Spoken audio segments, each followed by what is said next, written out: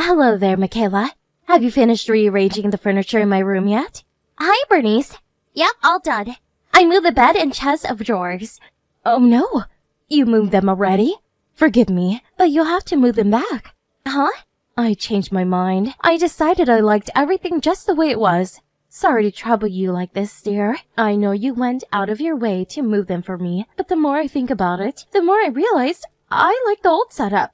I wish I could do it myself, but there's no way a fragile old dear like me is capable of moving heavy furniture around. Okay, understood. I'll move them back. Oh, there was one more thing. Could you sort through all those cardboard boxes from when we moved in? They've been sat in the corner gathering cobwebs for ages now. It really is time someone did something about them. You don't mind if I open your things? I'm happy to help you out, but I can't promise everything will end up where you want it. It's fine. I just want you to get everything tidied up ASAP. If you put anything in the wrong place, I'll just have you move it again afterwards. I see. It's such a shame to have them sitting around in my brand new house like that. They're such an eyesore. Oh, that mountain of dusty cardboard boxes in your room looks simply fantastic. They really set the mood. Said no one ever. You're such a big help, Michaela, darling. I'm so thankful we have someone with so much free time on their hands living with us. Bernice, about that. I'm pretty sure I told you this when I moved in with you, but I have a job. I know that, but you work from home, right? It seems more like a casual side job type of thing to me. Anyways, what's your point? It's not a casual side job at all. I'm a full-time employee, and my contract is just as valid as someone who goes into the office 40 hours a week. I just happen to work from home. Oh, really? That's fascinating, dear. Anyway, make sure you keep on top of your housework duties. I want this place sparkling. You don't seriously think you can make me, your mother-in-law, do everything around the house when I'm so kindly letting you live with us in our family home? Didn't you say we were gonna split the housework 50-50? I did? Oh, sorry, dear. I don't remember. Did I say that? Fred said you'd agreed to it when he explained our conditions to you. I must not have heard him. Forgive me, dear. I'm getting old, you know. I'm not as sharp as I used to be. I see. By the way, I'd like beef stew for supper tonight. Do you mind if I make it tomorrow instead? Why do you think I said it? I want it today, dummy. But I'm still not finished moving the furniture in your room back. And when that's done, you want me to sort through all these cardboard boxes, right? I don't think I'm gonna have time. It's a daughter-in-law's job to make time. When you married my son, you made a solemn pledge to serve this family with unwavering dedication and loyalty. I am your mother-in-law, and my word is law. It would appear your parents dropped the ball in the discipline department while you were growing up, but not to worry. We'll soon fix that. I'm going to teach you a thing or two about being a woman. So just do as I say, and we'll have you whipped up into a decent, respectable wife for my son in no time. But it's already 3 p.m., which means you have at least 3 more hours to get done with everything up there. How about you get to work instead of grumbling about your responsibilities? Chop chop, darling. Those boxes aren't going to unpack themselves. Fine. I'm counting on you. I can't wait for my beef stew. Be liberal with the carrots. I can't stop eating them lately. I think I might be turning into Bugs Bunny. Michaela, this is bad. Emergency. I repeat, emergency. Really? What is it? Where are you right now? Are you still at the supermarket? Yeah, I just arrived at the car park. I'm still in the car. The supermarket is cancelled. I repeat, cancelled. You have to drive over to the Power Crystal shop over on Peeps Avenue at once. Huh? The Power Crystal shop? What even is that, and why? My daughter's pregnant! It said on the net that the shop is famous for their pregnancy crystals. Apparently, they encourage emotional release by helping clear blocked energy in their chakras. It said when expectant mothers wear them, they promote healthy childbirth and bonding with a baby, which means you absolutely have to go and buy her some ASAP. Okay, I didn't really know that was a thing, but I guess I can go pick up some if that's what you want. And wow, that's great! Congratulations to Kaylee on the baby! Isn't it just? It's been donkey's years since we had such splendid news. Not only that, but she's already 5 months gone. Wow, 5 months? That means the baby will be born this year. Still, I can't believe she waited all this time to tell her own mother. That girl has always had a certain coldness about her. I guess everyone feels ready at different times. The early days are unpredictable. I doubt she was being cold. I bet she just didn't want to get your hopes up. She probably felt more comfortable telling you when she knew things looked certain. Things tend to stabilize a lot around the 5-month mark. I suppose it's all water under the bridge now. I'm just happy she's pregnant. I can't believe it. I'm finally going to be a grandma. It's like all my Christmases have come at once. To tell you the truth, I always thought Fred would be the first one to give me grandchildren. Unfortunately, it would appear you two have no intention of giving me what I want. We do want kids one day. We're just not ready yet, is all. Really? Could have fooled me. You've been married 3 whole years now and still not so much as hint of baby talk. I was convinced you were dead set on letting your eggs dry up. Wait a sec. Michaela, are you infertile? What? No way. I wonder. I doubt you'd even tell me if you were. So, get this. I read something very interesting online the other day. Apparently girls with a lot of notches on their bedposts find it harder to fall pregnant. Now, I know your dress sense is a little extravagant. Forgive me if this sounds rude, and this is just a hunch, but if by any chance did you go around the block a few times before you settled down with my son, I think you catch my drift. Wow, Bernice, did you seriously just ask me that? No! Oh, no, I didn't touch a nerve, did I, darling? I'm sorry, I really didn't mean anything by it. That's just the kind of girl you look like is all. There's nothing wrong with liking colorful clothes. It's okay, you don't have to try and justify yourself to me. I hope you're not upset. Anyway, ready for the gender reveal? Word is it's a boy. With Kaylee as his mom, I bet he'll be super handsome. He's bound to grow into a little heartbreaker. Aren't you even a little disappointed? This means that Kaylee's boy, and not yours, will be our family successor. Huh? Disappointed? Thought hadn't even crossed my mind. I'm really happy for her. It makes no difference to me who the successor is. Besides, what is this, the Middle Ages? Goodness me. Do you even understand the implications of what you're saying? Being the eldest son means he'll be set to inherit all of our assets. That's honestly fine by me. Putting on a brave face, Arisier. You clearly won't admit it, but I bet it's eating you up inside. Well, I guess you're in no position to complain if you're not even trying to get pregnant. Anyway, that's enough idle chit-chat. Hurry up and come back with the shopping. I want to send Kaylee her power crystals as soon as possible. The sooner her chakras are realigned, the better. Michaela, are there any pears in the fridge? I don't think so. In that case, I want you to pick me some up. Please, Bernice, I did tell you I wasn't feeling well this morning. I'm exhausted just from walking to the bathroom. I'm resting up in bed till I feel better. What's your point? Please, can you do the shopping yourself just for today? My fever hasn't gone down at all. How bad can it be? I bet it's mild at worst. Take some fever medicine and start moving. How are you supposed to get better with no circulation? Come on, move around a little, and you'll be as right as rain before you know it. A trip to the store to pick up my beer sounds like just what you need. It's not just a fever. I'm exhausted, and I have a headache. Don't be so dramatic, dear. You're probably just imagining it. Could you ask Fred instead? My son? You want me to send my son out grocery shopping? Does he look like a woman to you? Just what on earth must you think of your husband if you think that's an acceptable way to treat him? I suppose I shouldn't be surprised. I heard you even make him do housework sometimes. Why don't you make him wear a dress while you're at it? How do you sleep at night?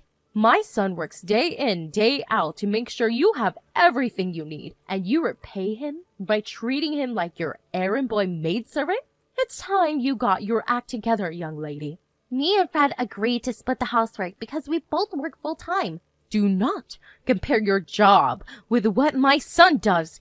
I've seen you working on your laptop in the kitchen. I'm not sure exactly what it is you do, but it always looks like you're playing video games or watching movies to me. Do not take advantage of his kindness. Start treating him with more respect. Can you just give me a break for one day? Point taken loud and clear. I suppose I'll have to go and pick up the beers myself. You know what? Fine. I know firsthand what a slave driver you are now. I'm sorry. That's okay. What do I care? You'll be leaving soon. What? Leaving? My daughter will be coming to stay for a home birth. Kaylee? At the house? Oh, I can't help but worry about her. What with it being her first and all? I'd be failing in my duty as a mother if I wasn't there to support her when she needed me most. So, she's coming to stay here? Are you stupid, girl? Yes, obviously here. My house that my son had built for me. Where else would she do a home birth, dummy? I want you gone while she's here. She'd feel uncomfortable with a stranger like you hanging around. What are you talking about? The only one who'll be leaving is you. What am I talking about? What are you talking about, Missy? Are you on drugs? I know I told you to take some medicine, but I didn't say drink the whole bottle. I'm the one who had this house built, not Fred. If you're gonna try and kick me out of my own house, then you can get the hell out yourself. Stop it, dear. I'm creasing up here. How could a low-income peasant like you possibly make enough to afford to have a house like this built? I bet you have pocket change at best with that poxy little job of yours. My salary is double Fred's. I knew it. That fever must be making you delirious. Get some sleep and stop talking nonsense. Actually, wait. You need to get your things together first. I'll be handing over your office to Kaylee to use as your bedroom. I want you gone before the end of the next month. I can't wait to live with just my family again. It's going to be so refreshing not to have any unwelcome strangers hanging around for a change. Got it. By the end of the month, right? Don't worry. I'll get everything together. Michaela, what's going on? Where are you? Out for dinner. The front door will open. My key won't fit in the lock for some reason. Hurry up and get back here. No can deal. Me and Fred just arrived at the restaurant. We're gonna enjoy our meal in peace, thanks. What am I supposed to do then? Hang around out here in the yard until you two finish eating? It's fine. You don't have to wait around. In fact, it's probably best that you don't. You don't live there anymore. Excuse me? The reason the door won't open is because I had the locks changed. You won't be going inside again. Oh, and I'll call the police immediately if you do anything stupid like breaking the windows to get in. I have a camera linked to an app on my phone, so don't think I won't know. I must say, Bernice, you look a little panicked right now. Oh my god, you're watching me? Ugh, so creepy. Wait a sec. Is this because I gave you your marching orders because Kaylee's coming home? I'd be lying if I said it didn't play a part. You're the most wicked, malicious person I've ever met. How could you do this to me and Kaylee? This is our first child we're talking about here. Wouldn't you feel bad for her if she couldn't come back to the family home for birth? Like I said before, it's not the family home. I had it built with my own hard-earned money. It's my name on the deed. And you only live there because I was letting you live there. You had it built in your name? No way, I don't believe you. You have to be lying. You're free to think that if it makes you feel better. Me and Fred are breaking things off with you. We put all your stuff together and left it in a rental storage container. The key's in the post box, so take it and get lost. You took all of my things? What the hell are you playing at, young lady? Is this how you're paying me for all I've done for you? How could you do this to your own mother-in-law? That's weird. I don't remember you doing anything for me at all. To me? Sure. If we're talking things you did to me, we have the endless bullying, harassment, slave driving, and general all-around unpleasantness you subjected me to. But for me? No, zero, zitch, nada. We weren't even that keen on having you move in with us in the first place. You're the one who showed up outside of our apartment while we were having the house built and broke down in tears, begging us to let you live with us when it was finished because you were so lonely, remember? I've been all on my own ever since my husband passed away. What do you expect? It's only right that Fred let me live with him. He's my eldest son. We agreed to let you stay as long as you respected our rules. The problem is, you haven't respected them at all for the entire 3 months you've been here. You really feel that way? You left all the housework to me. You constantly bugged me with your asinine bullshit while I was working during the day and made it hard to focus on my job. You did nothing but complain about the food, despite the fact that I cooked every single meal and you never lifted a finger. It's like you thought you were staying at a hotel. You didn't stop, despite Fred warning you countless times. And if anything, you got worse. But that's because I'm your mother-in-law. You have duties to fulfill to me as my son's wife. No, you have a duty to respect the rules in our house. If you can't do that, then we don't want you around. It's really that simple. You were so convinced the house belonged to Fred. You invited Kaylee back for her home birth without any input from either of us. Then, as if that wasn't enough, you tried to kick me out? That was the last straw. Everyone has their limits, Bernice. And you pushed me far past mine. Something tells me you have no idea how good you had it these past 3 months. You will soon, though, because the freeloading ends here. Michaela, Fred won't answer the phone. You're together now, right? Will you tell him to pick it up? Sorry, no can do. He just blocked your number. I'll be doing the same. No, wait. Please, Michaela, don't you think this is a little dramatic? You can't be serious about breaking things off with me. That means we never see each other again, you know. I'm a veritable ray of sunshine. Can you imagine how gloomy your lives would be without me in it? It doesn't even bear thinking about. Right, of course you don't want that. Let's all calm down and get together to talk things through, shall we? I think we're all just misunderstanding each other here. Yes, that's it. This is all one big misunderstanding. I can't think of anything better than life without you in it, Bernice. And ray of sunshine? Try torrential downpour? Go on. What are we misunderstood on? Neither of us have anything to say to you. You had ample opportunity to change your ways. Fine. I admit it. I probably over-relied on you a little at times. But surely the birth of Kaylee's baby is a different matter? Why should she suffer the consequences of our squabbles? Please, will you at least let me stay at the house until the baby is born? No way. If we let you stay, you'd hang on for dear life when it finally came to leaving. You kick and scream and it'd be one big bothersome shit show. No thanks. We can do without the drama. At least with the locks changed and your stuff in the storage, we can just call the cops if you hang around outside. Sorry, dear. I don't remember. Did I say that? I can see it coming already. Like hell, we are letting you warn your way back in. Please, I never say those things. But those are direct quotes. 2 of your favorite lines. Don't you remember them either? You have an awfully selective memory. I don't trust you one bit. Besides, I heard from Kaylee. She said she wanted to stay in the hospital, but you insisted she had to do a home birth. She hadn't even considered the idea before you started barking orders at her. I thought she might change her mind if we got the place ready for her and made everything to her liking. She already has her eye on a maternity hospital. She says she's gonna do the birth there, which means you don't have to worry yourself with the home birth stuff anymore. And you don't need to be at our house for a second longer. Now go find yourself somewhere else to live and stop bothering us. Michaela, I'm so sorry. Oh? I admit I was at fault. I treated you unfairly. Please forgive me. I'm begging you. Please let me carry on living at the house. You still don't get it, do you, Bernice? There isn't an issue of us forgiving or not forgiving you. There is an issue of us kicking you out of the house and cutting you out of our lives for good. Don't say such horrible things.